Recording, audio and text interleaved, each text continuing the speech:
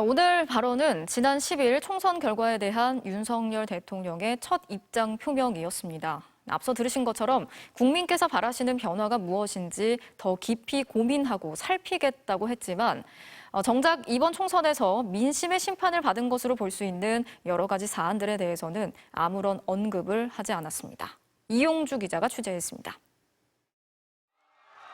이번 총선은 정권 심판론이 좌우한 선거였다는데 다른 의견이 없습니다. 좀 더 직접적으론 윤석열 대통령에 대한 평가였습니다.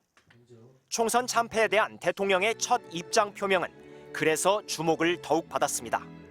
하지만 최상병 사건 외압 의혹 당사자인 이종섭 전 국방장관의 호주 대사 임명, 황상무 전 대통령실 시민사회 수석의 언론인 협박 발언, 김건희 여사의 명품 가방 수수 의혹과 줄줄이 이어지는 대통령의 거부권 행사 등 대통령 자신은 물론 대통령실과 연관된 사건에 대한 입장 표명은 없었고 당연히 책임에 대한 언급도 없었습니다.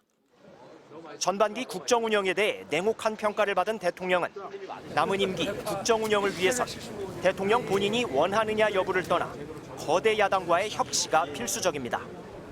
하지만 이에 대한 본인의 다짐이나 의지에 대한 약속은 없었습니다. 정부에 대한 주문처럼 거리감을 둔 발언이 전부였습니다. 정부가 할 수 있는 일에 책임을 다하면서 국회와도 긴밀하게 더욱 협력해야 할 것입니다.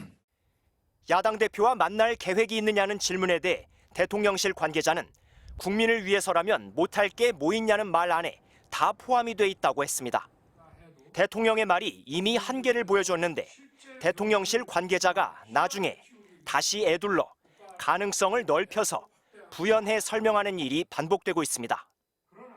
지난 2022년 8월 취임 100일 기자회견 이후 기자들의 질문을 받지 않고 있는 윤 대통령은 지난해 11월 부산 엑스포 유치 실패 후엔 예정에 없던 대국민 담화를 통해 처음으로 사과했습니다.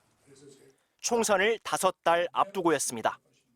대통령으로서 우리 부산 시민을 비롯한 우리 국민 여러분께 실망시켜드린 것에 대해서 정말 죄송하다는 말씀을 드립니다. 기자회견도 대국민 담화도 아닌 오늘 10여 분간의 짧은 입장 표명 형식은 이번 총선을 통해 드러난 민심에 대한 대통령의 인식을 보이는 것 같아 우려스럽습니다.